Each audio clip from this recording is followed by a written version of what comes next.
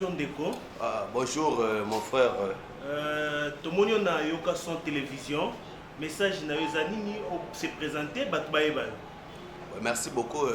Comme on a ezali, mais c'est David Yanzambe, le big manager au Boyoka partout. Donc dans le monde il y a Makambo, na Salaka. En tant que manager, il y a plusieurs artistes, mais communicateurs. Et en plus chargé à presse, il y a Kamoul Inter. Au Bozo il y a PDG Kamoul Inter, les buts des heures. Donc Kamoul Inter Kabamba. Donc merci. Dossier na yozali. Problème na ngai ezali awa tolingi to soulever kamoko ezo passer na mboka. Tomoni ba régime ileka oyo ezali régime oyo ezo respecter état de droit. Kamoul Inter c'est un diamantaire connu dans le monde entier, surtout dans le Congo na biso. Abanda koteka diamant na ye kosomba na koteka des années. Mais lelo eloko ezoka misa moto ya banda musala na ye asomba ba mapango. Moto asomba lopango na ye. Bayokani na un certain juif Mundele.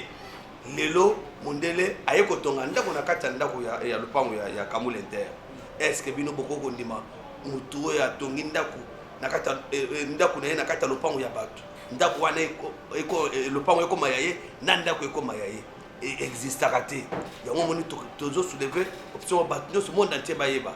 Un étranger, un juif, abimi musika et pas na bango, aye na mboko toyebi na mafia des années, à corrompre ba magistrat, après ça mon côté la justice, pour y a comment le quoi ayant droit ya le pan weza ya yete. Biso tozana droit, toujours le battant, tozana ba mikanda nyo toujours pour que Kamoul Inter azali kolo le pan wana o ezali na Gombe, na avenue Uvira.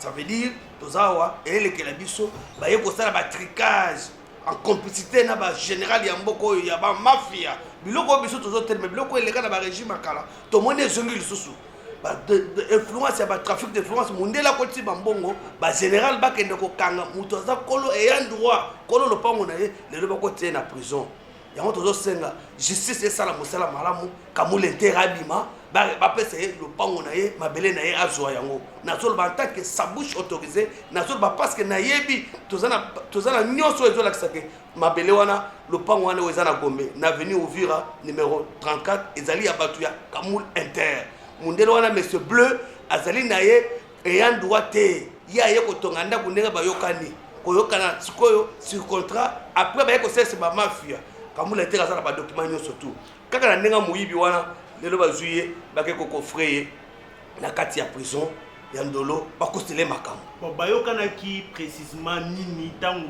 andima ki batonga ndaku na lopangu na ye. C'était comme ça. Bayokana ki boye. Kamoul Inter Mundela eko proposer.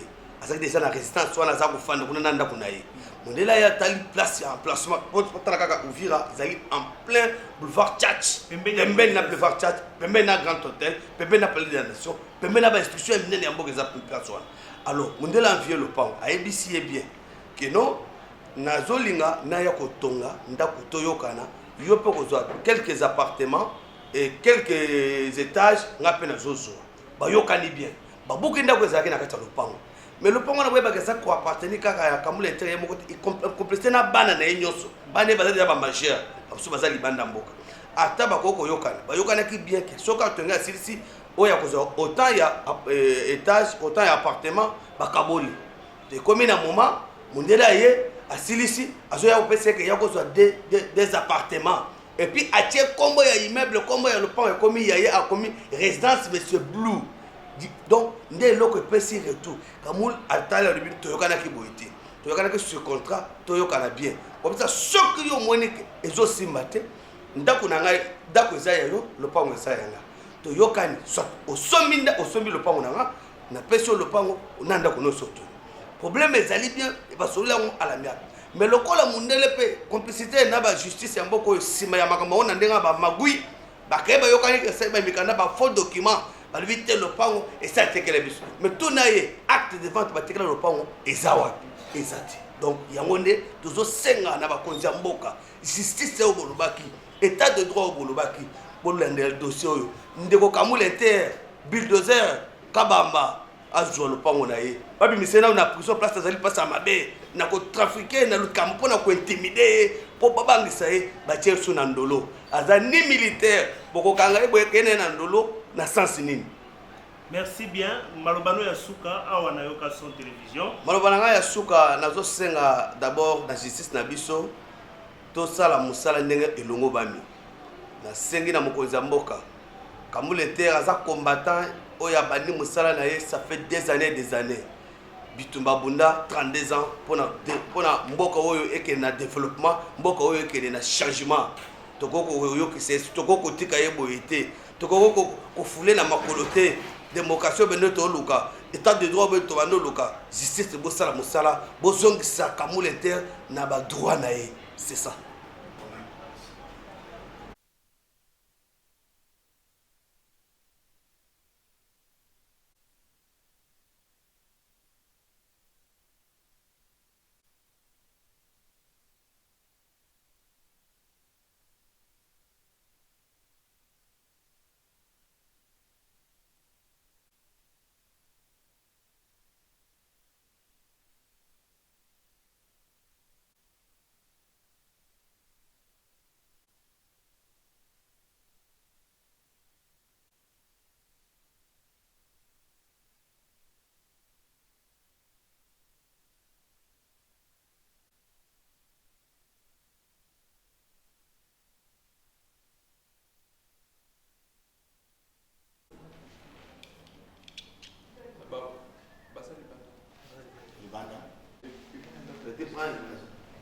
Oui.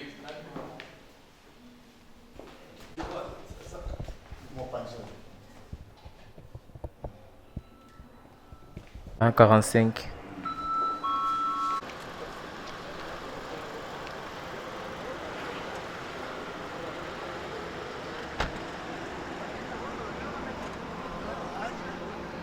Bonjour. Bonjour.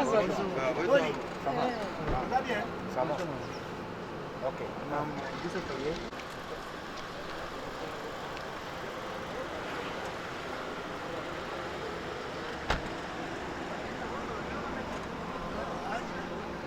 Bonjour. Bonjour.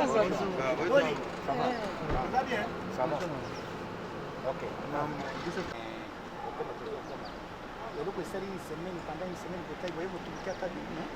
Mbote papa. Bon, likambo nini lelo oza na mikro ya yoka son télévision na émission état de droit. Naza na micro ya yoka son mpona likambo ya lopango na biso na Uvira 45. Toza na likambo na Erlich onaluma soki aza israélien. Toyokana na ye abuka ndako na biso toyokani ke abuka ndako azwa tokabola ba appartement banda ti lelo tokaboli te ekomi kaka ya bamata bakita na cour cassation na parquet bazomata bazokita solution nano ezomonana te mais biso bakangi ye depuis vendredi passé état de droit tobundeli nde nazoloba mpo asala mosala oyo 4 jours na la police, mais la police na yebi ke muto asalaka 2 jours batortire ye 4 jours tokomi sikoyo na état major asali auditorat militaire asali 3 jours lelo bakei na ye ndolo nde na ye bon bakei na ye ndolo lupango oyo ntango bino donc cela veut dire na contrat obino bosigna na juif wana ozoloba donc mikanda ezali mikanda ezali original na biso mukanda na biso makambo to ezali totekele lopango te acte de vente ezali te lopango eza ya biso tosalaki na ye association ya kokabola nouveau nde oyo toyebi yango wana lelo ntango bakangi ye dossier ndelo wana azoreklame nini mundela azoloba ke asombi lopango me alakisa biso acte de vente oyo asombi lopango moto asombaka lopango apesaka bato lisusu ndako mosusu yo bino le état de droit ayebi soki moto ateki eloko akoya lisusu na droit ya esika wana nde na ye mpo bakangi mobali na ngai kaka mbala moko état de droit esala mosala oyo tobundela mbula na mbula esala mosala. Merci beaucoup. Okoki kopesa nkombo na yo nkombo ya mobali oyo bakangi nkombo na mobali na yo mobali na ngai Kabamba Mulumba Alliance Kambule Terre. Ok, kamule inter o diamatifer. Diamatifer. O bakangi. O bakangi. Olo dossier. Olo dossier azawa te azalaka na lopango ya mibale wana. Ndebi sika vandaka. Mais à cause de la voyage, avocat na yende provoquer makambo. Avocat da provoquer. Ye amona na katel ko la za soki jif ayaka konjima na justice te. Dossier azwa lopango na biso lopango to sale awa 10 ans.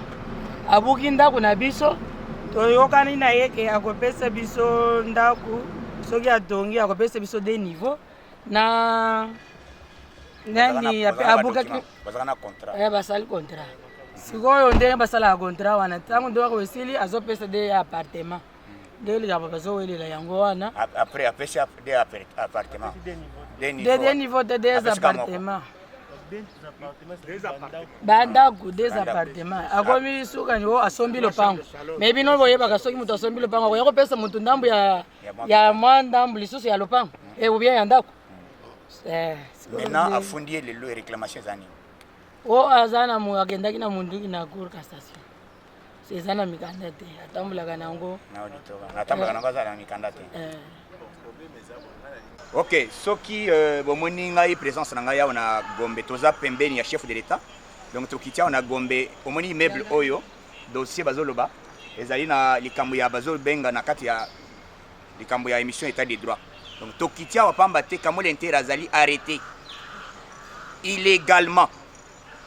Hein? Bakangiye akei ndolo.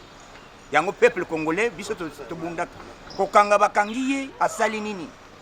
Na lupangu oyo bayokanaka ke batonga mundela tonga bakabula ba niveau kotonga batongi mundela apesi de niveau te apesi niveau moko akomi kopona lobike te asa somba déjà mais apesa appartement mibale or c'était pas pesa des niveaux mais nangongo tozoloba soki bomoni le loko kitana biso awa donc immeuble oyo ezali ya un juif mais lupangu ya congolais lupango ya congolais Kamule Inter oyo asomba kadiama Kamule Inter oyo azali na photo oyo ozo kamoto asomba makambo oyo ayebi est-ce que lupango oyo Kamule Inter akoya ko escroquer voilà état des autres sengo biso to bundela des années donc nous devons agir c'est ça le moment où biso to relaxer déjà que monto asimbi dossier oyo Kamule Inter azali mutu ya mafia te tolingi to mona réaction Kamule Inter azali libéré à l'immédiat azale libéré